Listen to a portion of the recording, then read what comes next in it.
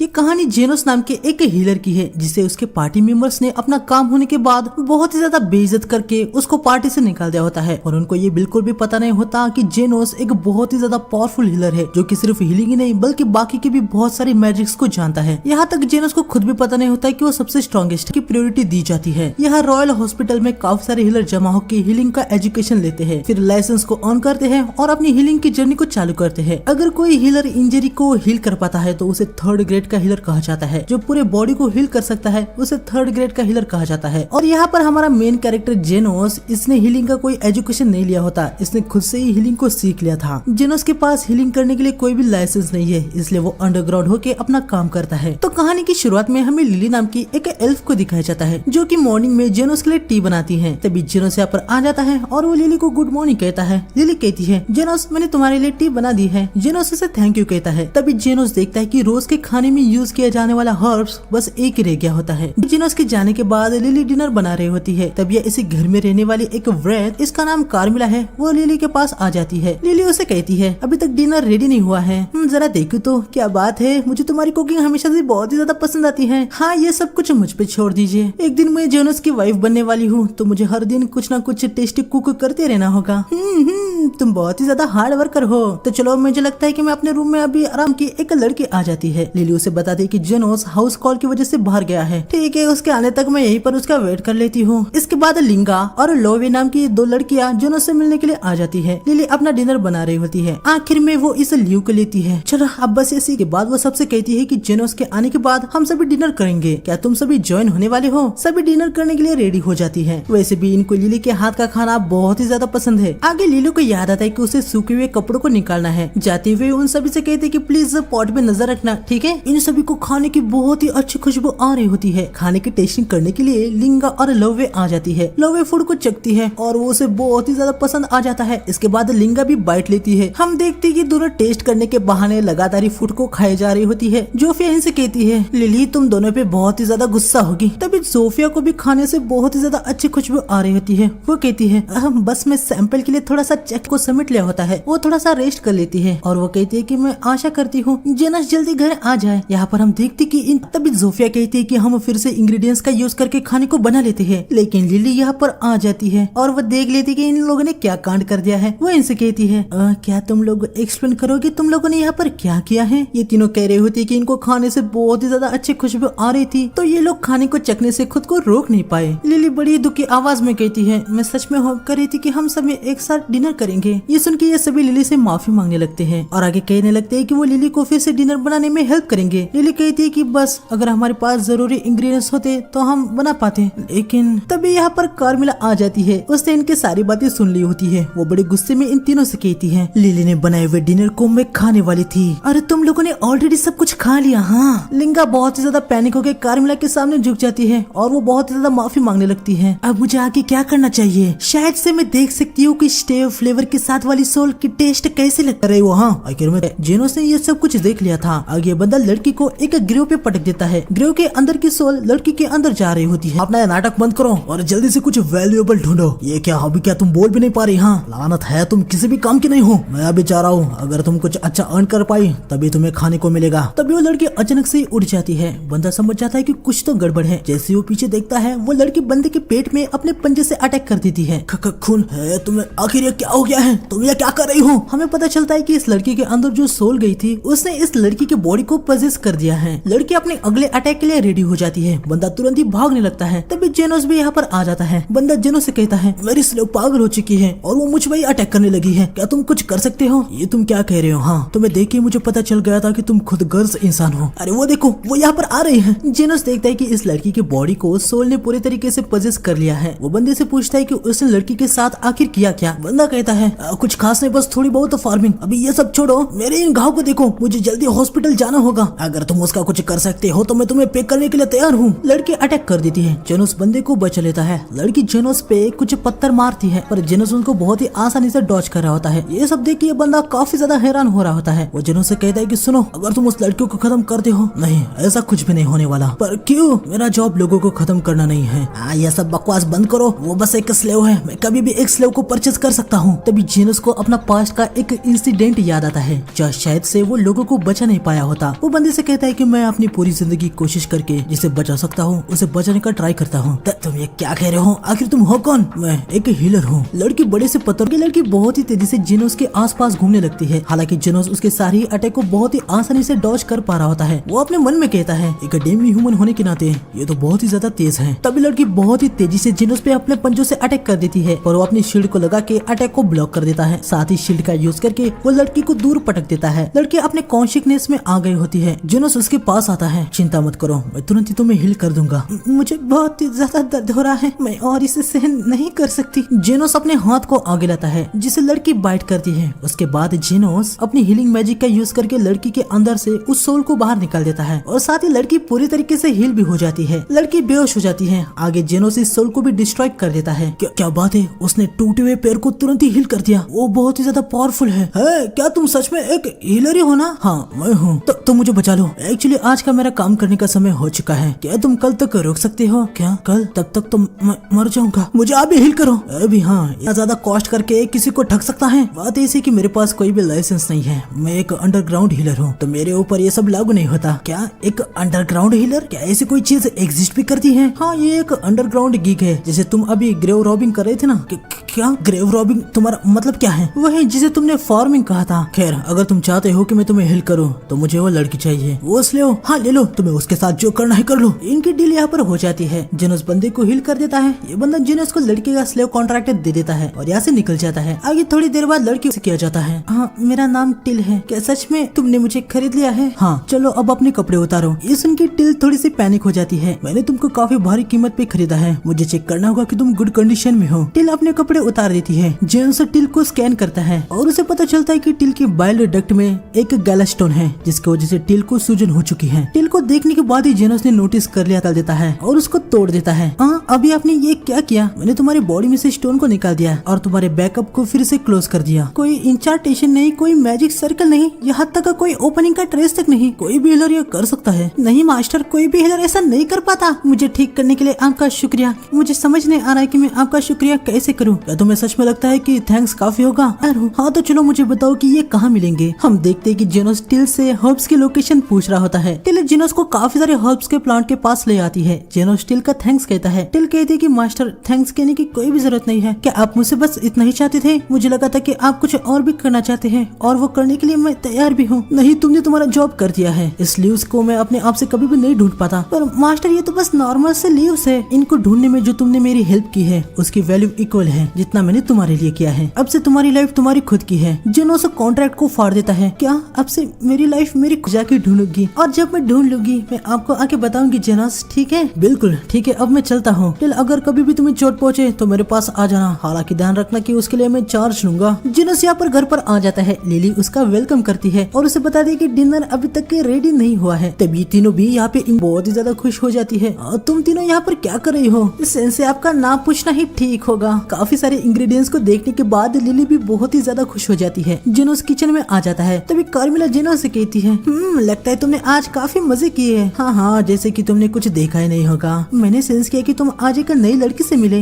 मजाक मस्ती बंद करो। जेनोस, सभी ने इतने सारे इंग्रेडिएंट्स लाए हैं कि मैं बहुत सारा खाना बना सकती हूँ। सच्ची? मुझे ये सुन के काफी ज्यादा अच्छा लगा लिली। आगे हमें जेनोस के पास्ट का सीन दिखाया जाता है जब उसके पार्टी ने उसको निकाल दिया होता है। पार्टी का लीडर एस्टन जेनोस को एक गोल्ड कॉइन देते हुए कहता है, ये गोल्ड कॉइन है, इसे तुमने अपनी जिंदगी में कभी भी देखा नहीं होगा। तुम्हारे जैसे जोकर के लिए ये रिवॉर्ड है। एस्टन, ये तुम क्या कर रहे हो? जेनोस, तुमने हाल ही में कुछ भी नहीं किया है। दूसरे शब्दों में कहा जाए तो तुम्हारी अभी कोई जरूरत नहीं है हमें, लेकिन मैंने तो लगातार काम किया और मुझे लगा था कि तुमने मुझे अपना दोस्त कहा था। ये सुन के सभी पार्टी मेंबर जेनोस पे काफी ज्यादा हंसने लगते हैं। एस्टन कहता है, तुम अभी भी वैसे ही हो जैसे पहले थे। अभी हम स्ट्रॉन्ग बन चुके हैं। हमारी पार्टी काफी ज्यादा पॉपुलर हो चुकी है। तुम्हारे जैसे कचरे की इस पार्टी में अब कोई भी जगह नहीं है। ये सब कुछ मुमकिन हुआ क्योंकि मैं वहाँ पर था। चुप हो जाओ। अपने खुद के सीखे हुए उस घटिया हीलिंग मैजिक से अपने आप को क्रेडिट देने का ट्राई भी मत करना। अब निकलो यहाँ से। और हाँ, अपने इस घटिया मुंह से बाहर कभी भी किसी से ये मत कहना कि तुम कभी गोल्डन फिनिक्स के मेंबर थे। जेनोस यहाँ से निकल रहा होता है। सभी उस पे बहुत ही ज्यादा हंस रहे होते हैं। आगे हमें यहाँ पे स्ट्रीट पे लिली को दिखाया जाता है जिसे एक लड़की और एक आदमी ने पकड़ा होता है। लड़की कहती है, तुम्हें पता है ना कि एल्फ कितनी ज्यादा रेयर होती है, उसे जोर से पकड़ रखो। एल्फ गर्ल, ये बिल्कुल भी मत सोचना कि अब तुम यहाँ से बच के जाने वाली हो।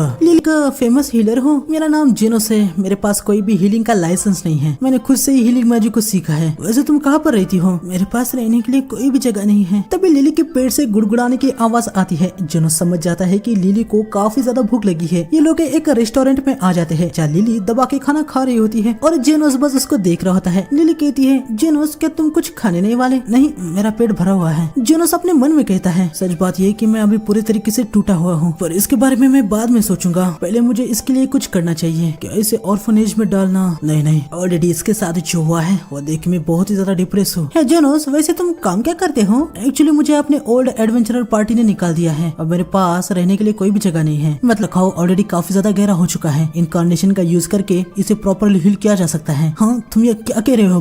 दिए हुए पैसे से जेनोस रेस्टोरेंट का बिल भर देता है। यहाँ जेनोस समझ जाता है कि अपनी हीलिंग की सर्विस देके वो अर्निंग कर सकता है और वो एक हीलिंग क्लिनिक खोलने का सोच लेता है। साथ ही जेनोस ये भी समझ जाता है कि वो स्लम्स में रहता है तो उसे अपना काम शैडोज में रहकर करना पड़ेगा, यानी वो एक अंडरग्राउंड हीलर होगा। यह सब सुन के लिली बहुत ही ज्यादा खुश हो जाती है। वो कहती है कि जेनोस, मैं भी तुम्हारे क्लिनिक में तुम्हारे साथ तुम्हारी हेल्प करूंगी। जेनोस पहले इसके लिए मना कर रहा होता है क्योंकि बिना लाइसेंस के क्लिनिक को चलाना यकीनन ये इलीगल है और कहीं इससे लिली को कोई परेशानी ना हो। पर लिली कहती है कि जेनोस, अब तुम मेरे अबंडेंट पार्ट है। मैं अंडरग्राउंड काम करने वाला हूँ तो मैं ओपनली नहीं हो सकता, इसलिए ऐसी जगह परफेक्ट है। आगे बढ़ते हुए जेनोस को एक बड़ा सा घर दिख जाता है। जेनोस का ये पसंद आ जाता है और वो अंदर जाने का सोचता है, पर इस घर को देख के लिली बहुत ही ज्यादा डर रही होती है। वो कहती है कि ऐसी जगह पे बहुत ही ज्यादा मॉन्स्टर पैदा होते हैं। जेनोस, अगर हमारे सामने कोई व्रेत आ गई तो हमारा खेल तो खत्म हो जाएगा। व्रेत वो क्या होता है? व्रेत वो स्ट्रॉन्गेस्ट अनडेड मॉन्स्टर होते हैं। वो नॉर्मल लोगों जैसे दिखते हैं पर वो आपको किल करके घोस्ट में कन्वर्ट कर देते हैं। आगे दोनों घर के अंदर आ जाते हैं। यहाँ पर आने के बाद लिली अपनी मैजिक का यूज करके टॉर्च लाइट बनाती है। वाओ लिली, तुम मैजिक को भी यूज कर सकती हो। हाँ, बस सिंपल वाले हैं। ये लोग घर को देख रहे होते हैं तब यहाँ पर एक व्रेत आ जाती है। हम देखते हैं कि ये कोई और नहीं बल्कि कार्मिला होती है। उसे देख के लिली बहुत ही ज्यादा पैनिक हो जाती है और वो जेनोस को यहाँ से चलने को कहती है, पर जेनोस कहता है ये जगह एकदम परफेक्ट है। तभी कार्मिला अटैक कर देती है, पर जेनोस हीलिंग मैजिक का यूज करता है जिससे कार्मिला दूर हो जाती है और उसका कुछ हिस्सा भी गायब हो जाता है। जेनोस कहता है, अच्छा तो ये व्रेत है, मैंने तो इन जैसे हंड्रेड्स को एक साथ हराया है। हम देखते कि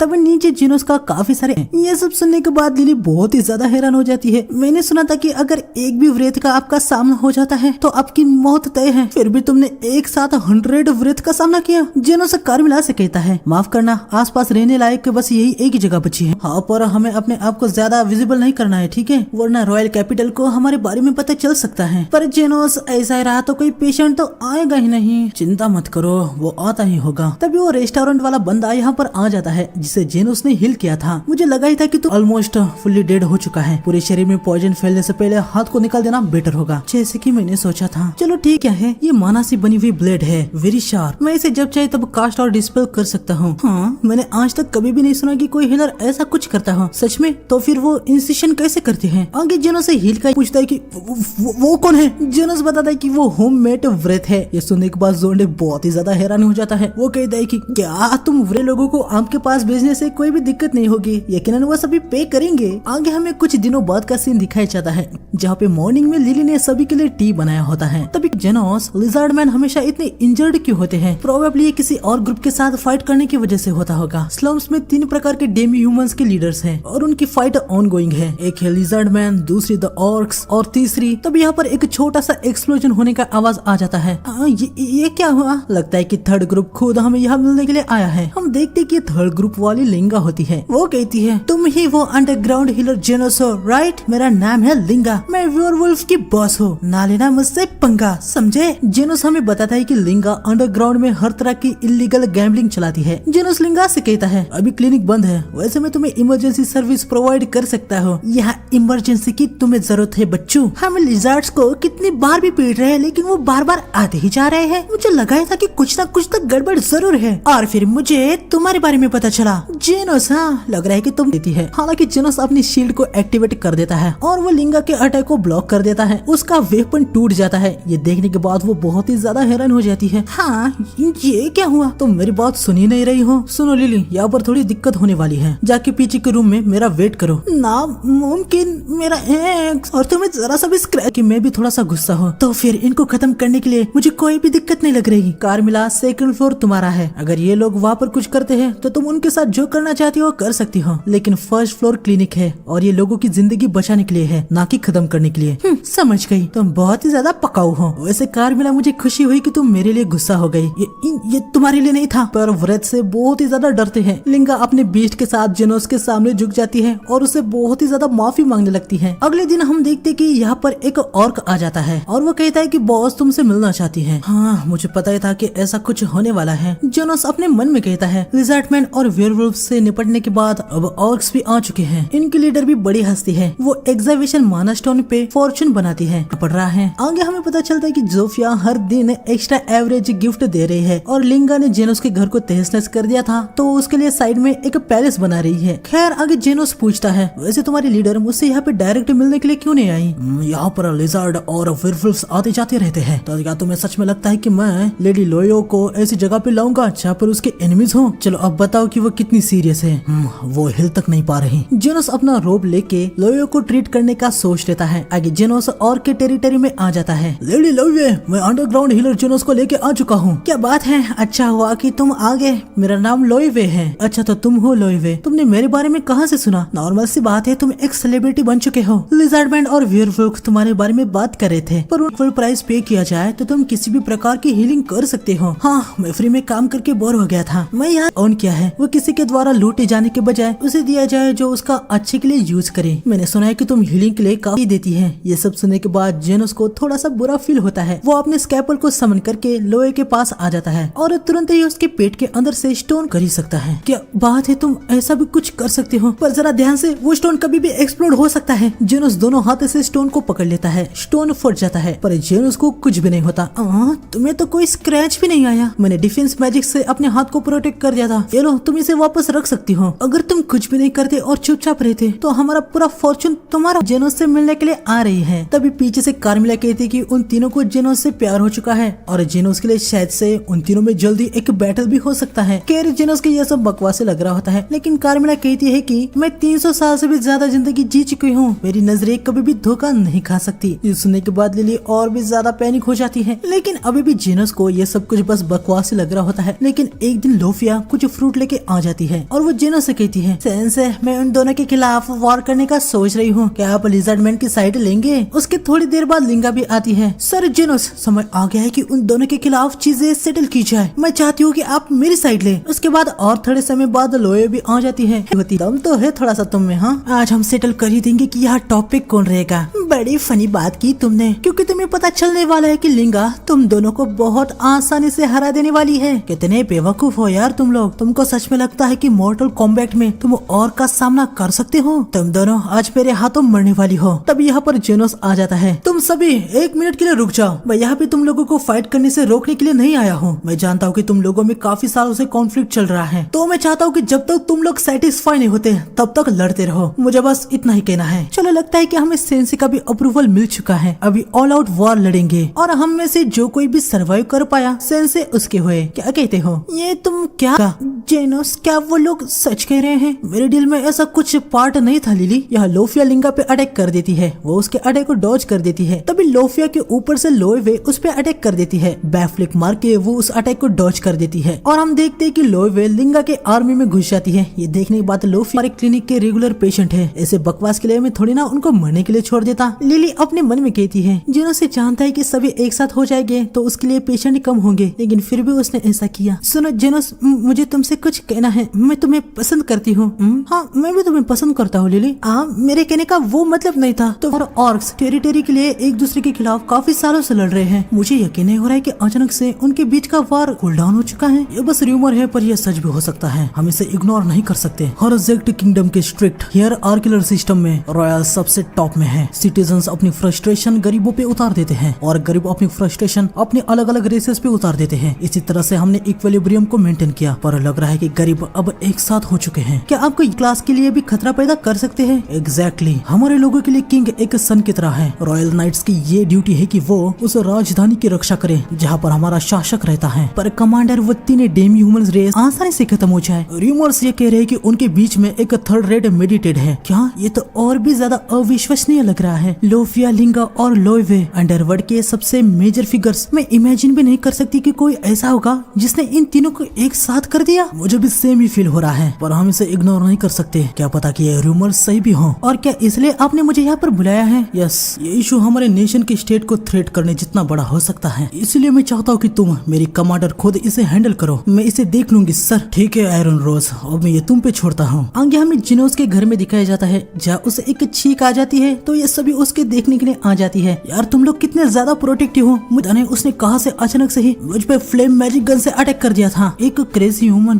कौन है वो? मुझे लगता है कि वो उनकी वॉइस कमांडर होगी। उसको आयरन रोज नाम से भी जाना जाता है। तभी कार्मिला कहती है, ओए जैसे किसी का तुम्हारे ऊपर अटेंशन आया है, इसका मतलब ट्रबल बड़ा है। स्पेशली हमारे पास यहाँ तीनों डेंजरस वुमेन्स हैं। मुझे नहीं लगता कि हमें चिंता करने की जरूरत है। एक नॉर्मल से अंडरग्राउंड हीलर के लिए माइटी नाइट्स क्यों ही चिंता करेंगे। मेरे व्रत का इंस्टिंक्ट हमेशा काफी एक्यूरेट होता है। हाँ छोड़ो, चिंता करने की कोई जरूरत नहीं है। लिली, क्या तुम लंच बनाने के लिए रेडी हो? हाँ बिल्कुल, लिली लगी है। मैं बस आशा ही कर सकता हूँ कि आगे हमारे पास कोई दिक्कत देने वाला गेस्ट ना आ जाए। कार्मिला अपने फ्लोर पर चली जाती है। या स्लम्स में हम देखते हैं कि आयरन रोज यहाँ पर आ चुकी है। ये नजारा देखने के बाद वो काफी ज्यादा हैरान हो जाती है। क्या सच में मैं स्लम्स के अंदर हूँ? है सुनो, क्या मैं तुमसे कुछ पूछ सकती हूँ? हाँ क्यों नहीं। मैं स्लम्स में काफी समय से नहीं थी और लग रहा है कि यहाँ पर चीजें काफी बदल गई हैं। तुम लोग आराम से वेयरवुल्फ और ऑर्क के साथ घुल मिल रहे हो। वो क्या है ना, जब तुम उनको समझ जाते हो तो पता चलता है कि वो उतने भी बुरे नहीं हैं। पर पहले तो तुम लोगों में एक खून का युद्ध हुआ करता था, आखिर अचानक से ये बदलाव कैसे हुआ? देखो, मैं नहीं जानता कि तुम कौन हो, तो मैं तुम्हें कुछ बता नहीं सकता। वो अपने आप को जितना हो सके उतना लो प्रोफाइल रखना चाहता है। Low profile? हाँ। लिजर्ड यहाँ से जाने लगता है। तभी आयरन रोज अचानक से उसके सामने आ जाती है और उस पे गन लगा देती है। रुको, तुम मुझे सब कुछ बताने वाले हो, कोई भी बकवास नहीं, बस पूछे गए सवालों का जवाब देना। वो मेडिटर कौन है? मैं तुम्हें कुछ भी नहीं बताने वाला। उसने हमारे लिए बहुत कुछ किया है, तुम चाहे तो मुझे शूट कर सकती हो। क्या बात है, इस मेडिटर ने तो काफी ज्यादा लॉयलिटी अर्न कर ली है। आखिर कौन है वो? तभी लिजर्ड देखता है कि साइड से लोफिया और उसका भाई जा रहा है। वो इतना मुझे देखने को मिला, उनके हाथ तो पूरी तरीके से रिकवर हो चुके थे। ये कैसे पॉसिबल हो सकता है? और अब मैं आगे क्या करूँ? काफी सारी चीजें हैं जिसके बारे में मुझे कुछ भी नहीं पता। ये आयरन रोज गलती से सीधा जिनोस के पास ही आ चुकी होती है। माफ कर देना, मैं स्लम्स में थी, लेकिन मुझे पता नहीं चला कि मैं कब सिटी के अबंडेड एरिया में आ चुकी हूँ। हाँ कोई बात नहीं, यहाँ के रास्ते काफी ज्यादा रफ हैं। आए हैं क्या? लिली को देखने के बाद कृष्णा को लगता है कि जेनोस ने उसे स्लेव बना के रखा है और वो तुरंत से ही जेनोस को शूट कर देती है और कहती है, मुझे नहीं लगा था कि मैं यहाँ पे और एक टारगेट से टकरा जाऊंगी। लिली की जेनोस की बहुत ही ज्यादा चिंता होने लगती है। वो आगे जाने की कोशिश करती है, पर ये फॉग पॉइजनस होता है। एक बड़े केस की इन्वेस्टिगेशन करने के साथ ही मैं यहाँ पे उन बच्चों को भी ढूंढ रही हूँ जिनको किडनैप किया गया है। एक मिनट सुनिए, तो तुम एक एल्फ की चाइल्ड हो और ये एक ह्यूमन है, इसका मतलब ये है कि तुम फैमिली नहीं हो। फाइनली मुझे वो किडनैपर मिल गया। ऐसे अबंडेड जगह पे शॉप को लगाना, ये तुमने काफी अच्छी ट्रिक लगाई। हाँ, आप सब कुछ गलत समझ रही है। जेनोस ने तो मुझे बचाया है, उसने मुझे प्रोटेक्ट किया है। हाँ, क्या मैं गलत समझ गई? हाँ बिल्कुल। प्लीज मुझे माफ कर देना, तुम्हें देखते ही मुझे इस पर डायरेक्टली शक हो गया। ये फॉग घातक तो नहीं है, पर वो थोड़ी देर के लिए उठ नहीं पाएगा। मैं अपने काम में बहुत ही ज्यादा प्रोफेशनल हूँ, पर मेरे छोटे से गुस्से की फॉल्ट की वजह से ऐसा हो गया। लेकिन फॉग के हटने के बाद कृष्णा देखती कि जेनोस तो एकदम ठीक है। हाँ, ये कैसे हो सकता है? प्लीज मुझे माफ कर देना, मुझे गलतफहमी हो गई थी। मुझे खुशी है कि तुम ठीक हो, पर कैसे? मैंने बस थोड़ा सा डिफेंसिव मैजिक का यूज किया। तुम पक्का मजाक कर रहे हो राइट? डिफेंसिव मैजिक मेरे गन की बुलेट को रोक नहीं सकता। हाँ, पर जितना मैं जानता हूँ मैंने बस ऑर्डिनरी डिफेंस मैजिक का यूज किया था। क्या तुम सीरियस हो? लेकिन यकीनन तुम बिल्कुल भी हर्ट तो नहीं हो। आखिर ये कैसे पॉसिबल हो सकता है? आज तो बहुत सारी अजीब चीजें हो रही है। आगे इनके बीच में नॉर्मल से बातें चल रही होती है और बातों बात में कृष्णा जेनोस को बता देती कि वो वॉइस कमांडर कृष्णा है, जिसे आयरन रोज नाम से भी जाना जाता है। ये सुनने के बाद ये दोनों थोड़े से पैनिक हो जाते हैं और कार्मिला हंस रही होती है। थोड़ी देर बाद आगे जेनोस बाहर एक सिग्नल लगा देता है ताकि सभी क्लिनिक से दूर रहे। मैं यहाँ पर स्लम में एक सीक्रेट मिशन करने के लिए आई हूँ। क्या वो कोई ऐसी चीज है जिस तुम्हें मुझे शेयर करना चाहिए? मेरा सीक्रेट मिशन ये है कि मुझे एक व्यक्ति को ढूंढना है और उसे कस्टडी में लेना है। अरे तुम तो सब ऐसे ही बता दे रही हो। हाँ, क्योंकि मुझे नहीं लगता कि कुछ इन्फॉर्मेशन बताने के बजाय तुम मुझे कोऑपरेट करोगे। हाँ, मैंने कभी नहीं कहा कि मैं तुम्हें कोऑपरेट करने वाला हूँ। ये हर सिटीजन की ड्यूटी है कि वो नाइट्स के ऑर्डर को कोऑपरेट करे, समझे? जेनोस अपने मन में कहता है। लगता है यार ये मानेगी नहीं। तो बताओ तुम किसे ढूंढ रही हो? मैं ना एक मेडिटर को ढूंढ रही हूँ जिसने स्लम्स के बॉसेस के बीच का युद्ध खत्म कर दिया। ये सुनने के बाद जेनोस की थोड़ी सी बैंड बज जाती है। साथ ही कार्मिला हंस के उसके मजे ले रही होती है। क्या हुआ? कुछ नहीं, मैं ठीक हूँ। ऑर्डर के डिफेंडर होने के नाते मैं ऐसे किसी को इग्नोर नहीं कर सकती जिसके पास ऐसी पावर है, जिसने स्लम्स के बॉसेस को एक साथ कर दिया। लेकिन स्लम्स के डेमी ह्यूमन से मुझे कोई भी क्लूफ नहीं मिलने वाला। भले ही फिर मैं उनसे जबरदस्ती ही करके इन्फॉर्मेशन क्यों ना निकालूं, वो कोई भी जवाब नहीं देने वाले। उसे मेडिटर ने उनका पूरा ट्रस्ट हासिल कर लिया है। ऐसे को तो एक डेविल का सर्वेंट कहना चाहिए। ऐसा भी हो सकता है कि वो जो कोई भी है वो स्पॉटलाइट को अवॉइड कर रहा हो, शायद से उसे कोई भी अटेंशन नहीं चाहिए। मुझे लगता है कि वो जैसा है उसे वैसा छोड़ के उसको ना ढूंढना ही बेस्ट होगा। होगा। क्या तुम उस मेडिटर को जानते हो? नहीं नहीं नहीं, ये बस मेरे इंस्टिंक्ट कह रहे हैं। स्लम्स के बॉस को एक साथ ला पाए ऐसा पावर रखने वाला खुद से एक नेशन को थ्रेट पहुंचा सकता है। मुझे नहीं लगता कि वो इतना बड़ा कुछ करने का सोचेंगे। शायद से उनको पैसा बहुत पसंद हो सकता है, पर वो दिल के अच्छे हो सकते हैं। मुझे तो लग रहा है कि वो बस लोगों को हर्ट फन नहीं दे सकते। एल्फ गर्ल, क्या तुम उस मेडिटर को जानती हो? नहीं नहीं नहीं, मुझे तो उसके बारे में कुछ भी नहीं पता। यकीनन उसे ढूंढने में मुझे बहुत ही ज्यादा दिक्कत होने वाली है। शायद से अब तुम्हारे जाने का समय हो चुका है। चलो मैं तुम्हें टाउन में वापस जाने का रास्ता दिखाता हूँ। लग रहा है कि तुम चाहती हो कि मैं यहाँ से चली जाऊँ। हाँ, मतलब तुम्हारे पास इम्पोर्टेंट मिशन है, राइट?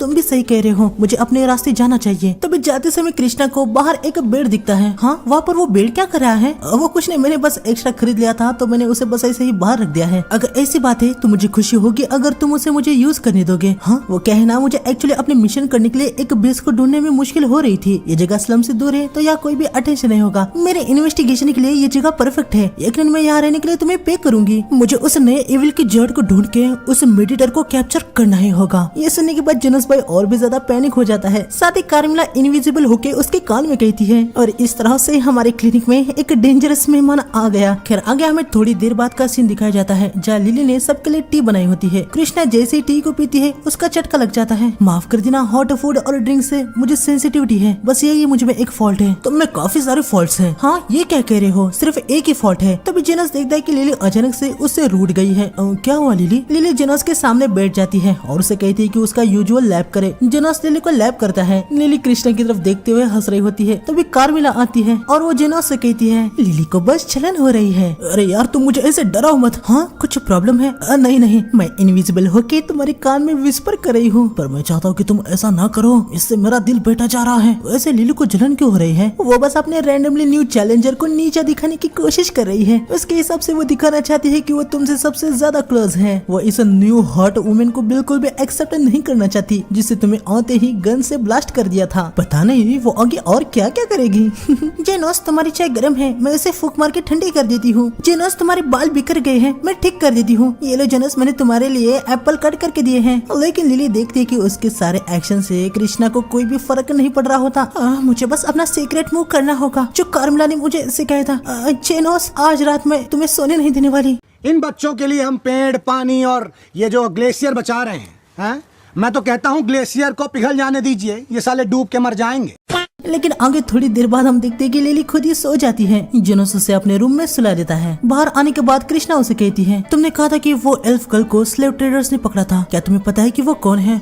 मुझे नहीं पता। लग रहा है कि यहाँ पे चाइल्ड ट्रैफिकिंग का अड्डा बन चुका है। और क्या उसी की वजह से तुमने मुझे डायरेक्ट शूट कर दिया था? उसके लिए मुझे माफ कर देना, मैं जल्दी गुस्सा हो जाती हूँ। बस मेरा यही एक फॉल्ट है। सच में लग रहा है कि तुम में काफी सारे फॉल्ट्स है, लेकिन चलो कोई बात नहीं। मुझे रॉयल गार्ड के परफेक्ट मेंबर से जाना जाता है, साथ में लोगों के लिए एक हीरो हूँ, तो मुझ में एक फॉल्ट होना ये तो चलता है। वैसे मुझे तुम्हें एक सवाल पूछना है, तुम एक मास्टर मेज हो जिसने डिफेंड मैजिक को परफेक्ट कर लिया है, राइट? नहीं नहीं, ऐसा कुछ भी नहीं है। तुमने जैसे डिफेंस मैजिक को मास्टर करके रखा है, अगर कोई वैसे हीलिंग मैजिक को मास्टर कर पाए तो क्या वो पूरे आर्म को रीजनरेट कर सकता है? हाँ, क्या दूसरे हीलर्स ऐसा? नहीं नहीं, ऐसा कुछ हो ही नहीं सकता है ना, ये नामुमकिन है। सिर्फ एक सेंड या फिर एक हाईएस्ट लेवल का टॉप सीक्रेट हीलर से ऐसा कर सकता है। आखिर बात क्या है? जोफिया द टोर्नेडो से फाइट करते समय मैंने उसके हाथ को तगड़ा डैमेज कर दिया था, लेकिन जब मैंने उसे स्लम्स में देखा तो उसका हाथ पूरे तरीके से ठीक हो गया था। अगर सच में ऐसा कोई हीलर है तो यकीनन वो नॉर्मल पर्सन नहीं है। खैर, कल मैं सुबह जल्दी से अपने इन्वेस्टिगेशन को शुरू करने वाली हूँ। मैं इस स्लम के एजिटेटर और उस ओरिजिनल एविल मेडिटर को अरेस्ट कर ही दूंगी। The original evil. हाँ, ये एलिगेशन तो और भी ज्यादा लेवल अप होते जा रहे हैं। अगर तुम्हें स्लम्स में इतना खतरा महसूस क्यों होता है? कोई बड़ी स्टोरी नहीं है। स्लम्स में रहने वाली किसी ने मेरी मॉम को मार दिया था। हाँ, मेरी मॉम परफेक्ट काइंड वुमेन थी। वो रोज स्लम्स में आया करती थी और भूखों को खाना खिलाती थी। और एक दिन मेरी मॉम कॉप्स बन के लौट आई। मुझे कहा गया है कि उनकी रिंग चुराते हुए उनको किसी ने मार दिया। उन्होंने काफी सारे भूखों को बचाया, पर उनको बचाने के लिए वहाँ पर कोई भी नहीं था। इसलिए मैंने फैसला किया कि मैं एक इनविंसिबल हीरो बनूंगी जो स्लम्स के क्रिमिनल्स को धूल चटा देगी। जो मेरे मॉम के साथ हुआ वो मैं किसी और के साथ कभी भी नहीं होने दूंगी। यही मेरा उद्देश्य है। अपने बलबूते पर मैं वाइस कमांडर बनी और ड्यूटीज को पार करके मुझे आयरन रोज का नाम भी मिला। कुछ लोग इस नाम को ऐसा सजेस्ट करते हैं कि मैं अनरीजनेबल हूँ और किसी की भी नहीं सुनती, पर मैं जानती हूँ कि ये नाम मेरे दूसरी चीज के लिए एट्रीब्यूटेड है। है मेरा चेहरा ये एक आयरन मास्क की तरह बन चुका है। उस दिन के बाद से मुझे स्माइल करने में ट्रबल होती है। इसके बाद हमें सीधा अगले सुबह दिखाया जाता है जहाँ जेनोस लोफिया को हील कर रहा होता है। हमें पता चलता है कि कृष्णा सुबह जल्दी से अपने काम करने के लिए निकल गई होती है। उसने कहा था कि वो अब सीधा रात को ही आएगी। जेनोस जोफिया को हील कर देता है, लेकिन तभी हम देखते हैं कि कृष्णा यहाँ पर आ जाती है। जैसे ये दोनों एक दूसरे को देखती है तुरंत अपने अपने वेपन्स को निकाल देती है और एक दूसरे से कहती है कि आखिर तुम यहाँ पर क्या कर रही हो। तभी लिली कृष्णा से कहती है कि इस लेडी ने कहा है कि वो भी गुम हो चुकी है। अच्छा तो तुम गुम होके यहीं पर आ गई? हाँ तुमने लड़की की बात सुनी ना, कोई प्रॉब्लम है क्या? मैं बस गुम हो गई थी और मैं यहाँ पे डायरेक्शन के लिए पूछने के लिए आ गई। जोफिया द टोर्नेडो तुम्हारे आर्म को क्या हुआ? मुझे पक्का यकीन है कि उसे मेडिटर ने ही तुम्हारे हाथ को हील किया होगा। वो मेडिटर स्लम्स के क्रिमिनल एलिमेंट को जमा करके यहाँ के इनोसेंट रहीवासियों को थ्रेट पहुंचा रहा है। क्या कहा तुमने? रहीवासियों को थ्रेट पहुंचा रहा है? मैं यकीनन एक बदमाश व्यक्ति हूँ, लेकिन मेरा काम यहाँ के लोगों की मदद करना ही है। लेकिन इस समाज में कई गुना ज्यादा घटिया लोग रहते हैं। हाँ तुम्हारे कहने का क्या मतलब है? मैंने सुना है कि royal knights child trafficking ring को इन्वेस्टिगेट कर रहा है। पर क्या तुम्हें पता है कि उनका बॉस एक अरिस्टोक्रेट है और उसका नाम क्या है पता है? कैलेंडोर। कुछ भी, कैलेंडोर एक फिलोसोफर है और वो ऑर्फन्स को एजुकेट करना पसंद करते हैं। जिस तरह से तुम लोग सिर्फ सरफेस को देखते हो इसलिए तुम लोगों को आसानी से धोखा दिया जा सकता है, लेकिन मेडिटर अलग है। वो किसी को भी उनके स्टैट से जज नहीं करते। अभी तक उन्होंने बस जरूरतमंदों को बचाया है। मुझे ये कहते हुए तो अच्छा नहीं लग रहा, लेकिन तुम भी अगर हर्ट हो जाती हो तो वो तुम्हें हेल्प करेंगे। हाँ लेकिन फ्री में नहीं। हाँ वो तुम्हारी तरह नहीं है जो कि सोचती है कि सारी बुराइयां स्लम्स में से ही आती हैं। तुम्हारा ये जस्टिक का आइडिया एक जोक है। हाँ, तुम्हारी हिम्मत कैसे हुई? तभी जोफिया के सामने जेनोस आ जाता है। मिस्टर जेनोस आप साइड में हटी है, माफ कर देना लेकिन ऐसा कुछ भी नहीं होने वाला। जोफिया मेरे पेशेंट में से एक है। क्या पेशेंट? कृष्णा तुम्हें पहले ना बताने के लिए मुझे माफ कर देना, लेकिन वो मेडिटर मैं ही हूँ। क्या तुम वो मेडिटर? ये नामुमकिन है। वो मेडिटर हीलिंग मैजिक में मास्टर है, लेकिन तुम्हारी स्पेशलिटी डिफेंसिव मैजिक है। ये इम्पॉसिबल का कि कोई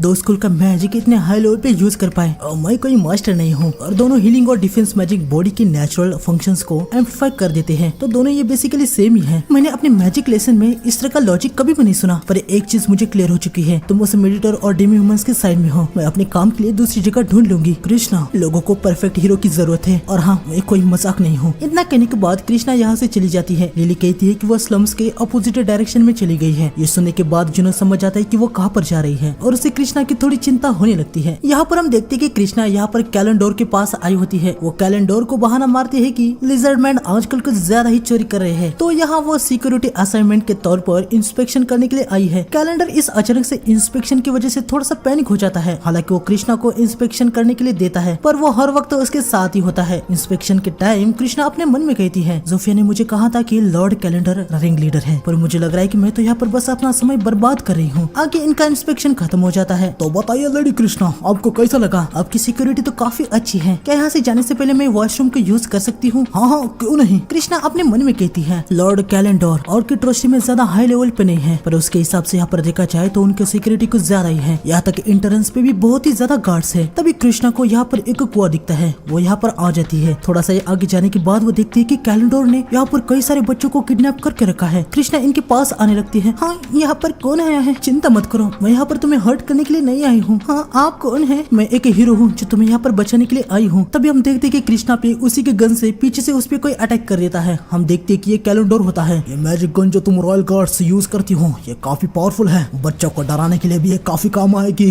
कैलेंडर कृष्णा पे एक और शॉट मारता है। मुझे अच्छा नहीं लगा कि तुम्हारे जैसे कोई मामूली नाइट नोबेल के काम में टांग अड़ा रही है। कैलेंडर कृष्णा पे और भी एक शॉट मारने वाला होता है, पर तब यहाँ पर लोफिया आ जाती है। अरे अभी तक तुम जिंदा ही हो क्या? हमें थोड़ी देर बाद आना चाहिए था। जोफिया तुम यहाँ पर क्या कर रही हो? तुमने अकेले ही काफी बड़ा खतरा मोड़ ले लिया। हाँ कौन हो तुम लोग? हमारे बारे में चिंता करने की कोई जरूरत नहीं है, वैसे तो मैं एक नॉर्मल सा हीलर हूँ और मुझे तो तुम जानते ही होगे। हाँ जोफिया द टॉर्नेडो, स्लम के एक चोर को खत्म करने से मुझ पे कोई भी प्रॉब्लम नहीं आएगी, लेकिन पहले मैं इस आक्रोश से बंदे को खत्म करूंगा। कैलेंडर जेनोस पे शूट कर देता है और वो बहुत ही ज्यादा हंसने लगता है। उसे लग रहा था कि जेनोस तो खत्म हो गया है, लेकिन वो देखता है कि जेनोस तो एकदम ठीक है। कैलेंडर बहुत ही ज्यादा हैरान हो जाता है और वो लगातार जेनोस पे अटैक करने लगता है, लेकिन जेनोस को कुछ भी नहीं हो रहा होता। हड़बड़ी में कैलेंडर नीचे गिर जाता है। जेनोस गन को लेके कैलेंडर पे पॉइंट करता है और इससे वो बहुत ही ज्यादा पैनिक हो जाता है। कैलेंडर जेनोस को अपनी जान की भीख मांगने लगता है, लेकिन जेनोस उसकी कोई भी बात नहीं सुनता और वो गन की लिमिट को बंद करके कैलेंडर को शूट कर देता है, जिससे वो मरता तो नहीं लेकिन उसकी बैंड काफी ज्यादा बच जाती है। इसके बाद जेनोस कृष्णा के पास आता है। तुम्हारा एक आर्म और साइड का एक हिस्सा काफी ज्यादा इंजर्ड हो चुका है। जेनोस कृष्णा को हील करने लगता है। थोड़ी देर बाद वो पूरी तरीके से हील हो जाती है। वो कहती है मुझे विश्वास नहीं हो रहा, इतनी इनक्रेडिबल हीलिंग, यानी मिस्टर जोनस आप ही वो मेडिटर हैं। और मैंने तुमसे कहा था ना, मैं कोई भी हीरो नहीं हूँ। मैं समझ गई हूँ कि परफेक्ट हीरो कोई आपके जैसा हो सकता है। परफेक्ट हीरो जैसी कोई चीज ही नहीं है। हर किसी में कोई ना कोई तो कमी होती है। लोग जिस चीज के लिए फाइट करते हैं उसमें से वो बस हर्ट हो जाते हैं, इसलिए उनको मेरे जैसे हीलर की जरूरत होती है। मुझे लगता है कि इन बच्चों के लिए तुम ही हीरो हो। क्या मैं? हाँ, यहाँ पर क्या हुआ? क्या वो लेडी हीरो यहीं पर है? सबसे पहले एक्शन तुमने ही लिया था, यही तुम्हें हीरो बनाता है। जिनोस की बातें सुनने के बाद कृष्णा को जोश आ जाता है और वो बच्चों से कहती है, बच्चों मैं यहीं पर हूँ, अब सब कुछ ठीक है, मैं आप सभी को जल्दी से यहाँ से निकाल लूंगी। ये सुनने के बाद सभी बच्चे बहुत ही ज्यादा खुश हो जाते हैं और कृष्णा को थैंक्स कहने लगते हैं। आज तक मुझे लगा था कि मेरी मॉम बस एक विक्टिम थी, पर उनकी आंखें हमेशा शाइन करती थी। वो अपना खुद से बनाया हुआ खाना स्लम्स के बच्चों को खिलाया करती थी। हाँ, जैसे कि तुम इन बच्चों के लिए हीरो हो, यकीनन वो भी किसी की हीरो रही होंगी। मेरी मॉम ऑकवर्ड, पैनिकिंग, थोड़ी सी गुस्सेल, छोटी मोटी चीजों को भूल जाना, उनमें ऐसे काफी सारे फॉल्ट्स थे, लेकिन इनके बावजूद भी वो मेरी हीरो थी। आगे हम देखते हैं कि सभी बच्चों को निकाल दिया गया होता है। सेन से रॉयल नाइट्स यहाँ पर आते ही होंगे। हमारा शैडोज में जाने का टाइम आ चुका है। ये दोनों जाने लगते हैं, लेकिन तभी पीछे से कृष्णा इनको आवाज देती है, मिस्टर जेनोस आपने मुझे क्यों बचाया? तुम्हारा पेमेंट बाकी है। याद है ना कि क्लिनिक का बेड यूज करने के लिए तुम मुझे पे करने वाली थी। अगर तुम मर जाती तो मैं पेमेंट किससे लेता? हाँ, मैं हीलिंग का पेमेंट भी उसमें ऐड कर दूंगा। वापस आने के बाद मुझे सब कुछ पे कर देना, ठीक है? ये सुनने के बाद फाइनली कृष्णा काफी स्माइल करने लगती है। लगता है कि अब तुम स्माइल कर सकती हो। हाँ, मैं स्माइल कर पा रही हूँ, फिर भी काफी अजीब लग रही हो। मुझे लगता है कि स्माइल करने से तुम और भी ज्यादा क्रीपी लगती हो। हाँ, तुम्हारा क्या मतलब है? मुझे स्माइल किए हुए जमाना हो गया था, इसमें अच्छा ना होना बस यही एक मेरा नहीं, ये मेरे फॉल्ट्स में से एक है। इसके बाद हमें कुछ दिन बाद का सीन दिखाया जाता है जहाँ जेनोस और लिली स्लम्स में थोड़ा सा सामान वगैरह लेने के लिए आए होते हैं। तभी हमें जेनोस का पास्ट का सीन दिखाया जाता है जब वो ऐसे स्लम्स में पड़ा हुआ था और एस्टन ने उसे अपने पार्टी में आने के लिए ऑफर दिया था। जेनोस ने एस्टन से कहा था कि उसे थोड़ी बहुत हीलिंग मैजिक आती है, लेकिन ये बात सुन के एस्टन हंसने लगता है। उसे बिल्कुल भी यकीन नहीं हो रहा था कि जेनोस को हीलिंग वगैरह आती है। फिर एस्टन को इसके बारे में कुछ भी पता नहीं चलता था। उसे तो बस जेनोस एक बोझ की तरह लग रहा होता है। और कुछ समय बाद पार्टी जब पॉपुलर हो गई थी तो उसने जेनोस को निकाल दिया। आगे प्रेजेंट में हमें दिखाया जाता है एस्टन और उसकी पार्टी एक रेड पे आई होती है। थोड़ा आगे जाने के बाद इनके सामने मॉन्स्टर्स आ जाते हैं। एस्टन इन मॉन्स्टर को बहुत ही ज्यादा हल्के में लेने लगता है। गायल, डिफेंस मैजिक को लगा दो। ये रहा बॉस। गायल इनकारनेशन करके एस्टन पे डिफेंसिव मैजिक लगा देता है, लेकिन जैसे ही एस्टन फाइट करने के लिए आगे बढ़ता है मॉन्स्टर आसानी से उस पे भारी पड़ जाते हैं। एडवेंचरिंग कर पाएगा। इससे ये प्रूव होता है कि वो गोल्डन फोनिक्स के लायक नहीं था। आर्चर के ना होने से कुछ भी फर्क नहीं पड़ेगा। गायल, तुम डिफेंस और मैं अटैक करूंगा। एंड्रेस, तुम किल के लिए अटैक मैजिक का यूज करोगे। यहाँ पर हमें पता चलता है कि किसी फेनल नाम के एक बड़े एरिस्टोक्रेट को अपनी बेटी के गिफ्ट के लिए फायरफॉक्स के फर चाहिए होते हैं और वो फर लाने का काम एस्टन को मिला होता है। अगर वो ये काम कर देता है तो बड़े ओहदे वाले एरिस्टोक्रेट से उसके संबंध अच्छे हो जाएंगे। ये लोग फिर से अंदर आ जाते हैं। एस्टन अपनी स्वॉर्ड को निकालता है, लेकिन तभी अचानक से सामने से फायरवॉल से अटैक हो जाता है। गायल, डिफेंस मैजिक को एक्टिव करो। सामने से फायरफॉक्स आ जाते हैं। एस्टन उन पे अटैक कर देता है, पर उसका एक भी अटैक उनको हिट ही नहीं हो पा रहा होता। फायरफॉक्स फायरवॉल से भी अटैक करते हैं। एस्टन कुछ अटैक को काउंटर करता है, पर एक फायरबॉल एंड्रस को लग जाता है। यहाँ एस्टन बहुत ही ज्यादा फ्रस्ट्रेट हो जाता है क्योंकि वो फायरफॉक्स को हिट ही नहीं कर पा रहा होता। इसके ऊपर से उसे बहुत ही ज्यादा थकान भी महसूस होने लगती है। तभी उमिन कहती है, सुनो, अगर मिस्टर एंड्रेस को प्रॉपर हीलिंग नहीं मिली तो वो बड़ी दिक्कत में पड़ सकते हैं। ये सभी बाहर आ जाते हैं। आखिर तुम क्या कर रहे थे? हाँ, उनका डिफेंसिव मैजिक का इफेक्ट में था। अगर नहीं होता तो मिस्टर एंड्रेस इम्पैक्ट से ही मार जाते।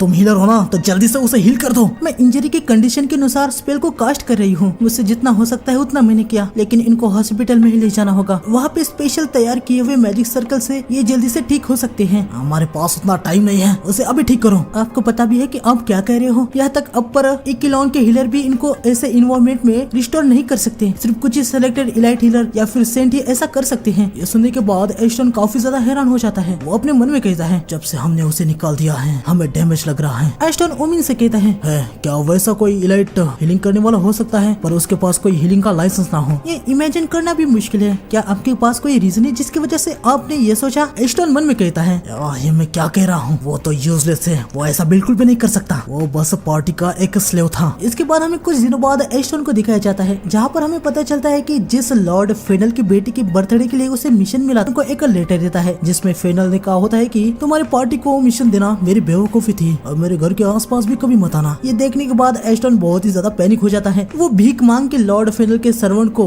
मनाने लगता है कि उसे एक और चांस दिया जाए। सर्वेंट उसे कहता है कि अब तुम पार्टी में दोनों ही हो तो तुम क्या ही कर लोगे। अब उसकी चिंता ना करे, हम अपने पार्टी में नए मेंबर्स को रिक्रूट कर रहे हैं। यकीन दिलाते हैं कि इस बार ये जॉब कंप्लीट होके ही रहेगा। थोड़ी देर बाद हमें दिखाया जाता है, आयन कहता है, ओए तुमको उसको ये सब कहने देने की क्या जरूरत थी, हमारे पास तो कोई भी लीड नहीं है। चिंता मत करो, हमारे पार्टी में एक मेंबर हुआ करता था, याद है ना, हमारा स्लेव, तुम्हारा मतलब जेनोस, वो हमारी पार्टी में वापस आने के लिए तड़प रहा होगा। जैसे मैं उसे ऑफर दूंगा वो तुरंत ही पार्टी में ज्वाइन हो जाएगा। क्या बात है एस्टन, ये तो बड़ी आइडिया है। एस्टन मन में कहता है, मुझे यकीन नहीं हो रहा कि जेनोस की वजह से हमारी पार्टी आगे जा रही थी, लेकिन ये फैक्ट है, जब वो साथ था तो सब कुछ स्मूथली हो जाता था। मैं फिर से उससे पहले होगी। आगे हम इनको स्लम्स में देखते हैं जहाँ वो जेनोस को ढूंढने के लिए आए होते हैं। गायल कहता है, ये स्लम इतना बड़ा है तो हम इसे ढूंढेंगे कैसे? इसके लिए मेरे पास एक परफेक्ट आइडिया है। हम यहाँ के 3 डेमी ह्यूमन बॉसेस को उसको ढूंढने के लिए हायर करेंगे। उनको स्लम्स के बारे में सब कुछ पता होता है। क्या बात है, ये तो काफी अच्छा आइडिया है एस्टन। आगे हम देखते हैं कि एस्टन सबसे पहले लिजर्ड मैन की बॉस यानी जोफिया के पास आया होता है। एक लिजर्ड जोफिया को बताता है कि ये लोग किसी को ढूंढने के लिए उनको हायर करना चाहते हैं। हाँ, मैं थोड़ी सी बिजी हूँ, मैं सेंस से मिलने जाने वाली हूँ। मैं gold class party the phoenix उसका लीडर एस्टन हूँ। क्या घटिया क्वालिफिकेशन दे रहे हो, चलो सीधा काम की बात करो। मैं जेनोस नाम के एक पर्सन को ढूंढ रहा हूँ। ये सुनने के बाद जोफिया बहुत ही ज्यादा हंसने लगती है। अच्छा तो तुम हो वो गधे जिसने सेंसे को अपने पार्टी से निकाल दिया था। इसके बाद वो लिंगा और लोए के पास जाता है और उधर भी जाने के बाद उसके साथ यही हशर होता है। आगे एस्टन यहाँ पर समझ नहीं पा रहा होता है कि तीनों बॉसेस जेनोस से इतना प्यार क्यों करती है। एस्टन इस बात को बर्दाश्त नहीं कर पा रहा होता है कि जेनोस का फेम इतना ज्यादा हो चुका है। तभी वो देखता है कि जेनोस तो उसके सामने से जा रहा होता है। एस्टन जेनोस को आवाज देता है, एस्टन और गायल तुम लोग यहाँ पर क्या कर रहे हो? जेनोस लग रहा है कि तुमने जैसे तैसे सर्वाइव कर लिया। मैं तुम्हें फिर से गोल्डन फिनिक्स में ले रहा हूँ, मुझे कोई भी इंटरेस्ट नहीं है, थैंक्स। हाँ, क्या तुमने अभी क्या कहा? मैंने सही तो सुना ना, तुमने मुझे मना कर दिया। हाँ मैंने किया, पर क्यों? क्या तुम्हें ये पूछना भी चाहिए? बिना कारण का घटिया बर्ताव करना और कुछ भी पे नहीं करना, बेसिकली वहाँ पे मेरे लिए कुछ भी नहीं है। मेरे कहने का ये मतलब नहीं है मैं तुम्हें वापस आने के लिए कह रहा हूँ, ये मैं कह रहा हूँ। देखो अगर तुम इतने ही डेस्परेट हो तो मुझे फ्री टाइम मिलता है तो मैं तुम्हारे साथ आया करूंगा, लेकिन इस बार तुम्हें मुझे पे करना होगा, ठीक है? हाँ, आखिर तुम ये क्या? हर हीलिंग के लिए 50,000 वेन, क्रिटिकल इंजरीज के लिए 1 मिलियन वेन, अगर तुम्हें डिफेंस और बफ मैजिक भी चाहिए तो कॉस्ट ट्रिपल होगी। हाँ, तुम्हें क्या लगता है कि आखिर तुम कौन हो? हाँ, ऐसा तो कुछ भी नहीं है कि यहाँ पर तुम्हारी कोई वैल्यू है। लेकिन तभी एस्टन देखता है कि अब यहाँ पे जेनोस को सभी जानते हैं और उसे काफी ज्यादा पसंद भी करते हैं। जेनोस यहाँ से जाने लगता है, मैं खुद ऑफर कर रहा हूँ लेकिन फिर भी सच में तुम वापस नहीं आने वाले? वो मैं था जिसने तुम्हें लिया था, माफ कर देना एस्टन, लेकिन अभी काफी ज्यादा देर हो चुकी है। एस्टन को बहुत ही ज्यादा गुस्सा आ जाता है कि जेनोस उसे इग्नोर कर रहा है। वो उस पर अटैक करने के लिए आ रहा होता है, लेकिन तभी उस पे कोई शूट कर देता है और हम देखते हैं कि ये कोई और नहीं बल्कि कृष्णा होती है। मेरे सामने किसी पे अटैक करने की हिम्मत? हाँ, रॉयल नाइट्स इसे अनदेखा नहीं कर सकती। हाँ कृष्णा, तुम यहाँ पर क्या कर रही हो? मैं यहाँ पर तुम्हें देखने के लिए आई हूँ, पर मैं तो यहाँ पर नहीं रहता। अरे मजाक कर रही हूँ, मैं गुम हो गई थी, लेकिन अच्छा ही हुआ मुझे तुम मिल गए। या एस्टन हैरान रह जाता है कि भाई रॉयल नाइट की वाइस कमांडर जेनोस के साथ इतनी फ्रेंडली क्यों है। कृष्णा एस्टन से कहती है कि दिन दहाड़े किसी पे अटैक करने की जुर्म में मैं रवि बंदा होता है। वो अपने इल्जाम गायन पे लगा के यहाँ से भागने लगता है। इसके बाद हमें जेनोस के घर में दिखाया जाता है जहाँ सभी लेडीज यहाँ पर आई होती हैं। इन्होंने जेनोस को बता दिया होता है कि एस्टन इनके पास आया था और उनको एस्टन पे काफी ज्यादा शक हो गया था, तो इन सभी लेडीज ने अपने बंदों को उस पर नजर रखने के लिए कहा था। लेकिन अचानक से एस्टन और गायल कहीं गायब हो गए और इनको पता नहीं है कि वो अब कहाँ पर गए हैं। लिली कहती है शायद से वो अपने घर चले गए होंगे। ऐसा होगा तो ठीक ही है, पर वो और भी ज्यादा डीपर चले गए तो हमारी दिक्कत हो सकती है। और डीपर से मतलब? उसका मतलब अंडरग्राउंड गिल्ड से है। अंडरग्राउंड गिल्ड, अब वो क्या है? वो ज्यादा कॉमन है क्या? फिर अगर वो अंडरग्राउंड हिल में मदद मांगने के लिए गए हैं तो कुछ बुरा हो सकता है। अंडरग्राउंड के लोगों को हायर करने के लिए बहुत सारे पैसे लगते हैं। बिल्कुल, अगर वो यहाँ पर जेनोस के लिए आए थे इसका मतलब ये है कि उनके पास कोई भी फाइनेंशियल सोर्स नहीं होगा, मतलब वो लोग कोई भी दिक्कत खड़ी नहीं कर सकते। हाँ, ये सुन के अच्छा लगा, तो चलो हमें चिंता करने की कोई भी जरूरत नहीं है। पर जोफिया, तुम इतनी चिंता में क्यों लग रही हो?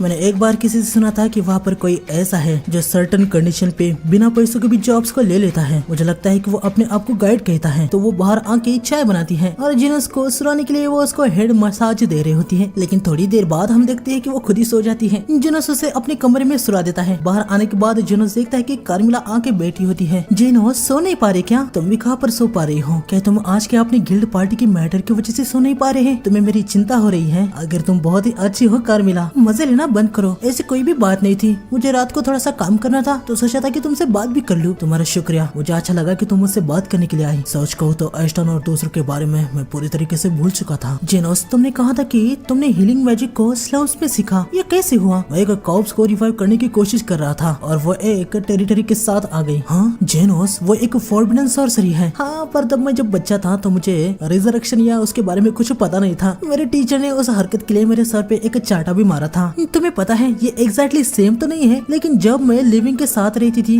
तब एक आर्टिफिशियल लाइफ थी, एक ऐसी सॉर्सरी जो गोलेम को क्रिएट करे। और वो 300 साल पहले की। ये शायद तब की बात होगी जब डीमन लॉर्ड था और शायद तब मैनफिन का एक वॉर भी हुआ था। गोलेम क्रिएशन वो एक लॉस्ट डीमन सॉर्सरी से किया जाता था। वो कोर के लिए एक स्पेशल टाइप की स्टोन का यूज किया करते थे, फिर कुछ इंग्रेडिएंट्स को डाल के गोलेम क्रिएट करते थे। इस तरह के क्रिएशन से उनको कोई भी डर या पेन फील नहीं होता था और उनको जो टास्क दिया जाता था वो उनको बिना डरे किया करते थे। वैसे 300 साल पहले तुम कहाँ पर रहती थी कार्मिला? ये बहुत पहले की बात है, मैं भूल गई। वाह, तुम्हें इतना कुछ पता है लेकिन खुद कहाँ रहती थी उसके बारे में कुछ नहीं पता। खैर छोड़ो, लगता है कि मुझे इन सबको क्लीन करना होगा। तभी अचानक से जमीन थर थर कांपने लगती है। हाँ, ये क्या था? ये स्लम से आया है, मैं जाके देखती हूँ। कार्मिला बाहर आती है। अभी इसके बारे में बात कर रहे थे और अभी एक गोलेम स्लम्स में तबाही मचा रहा है।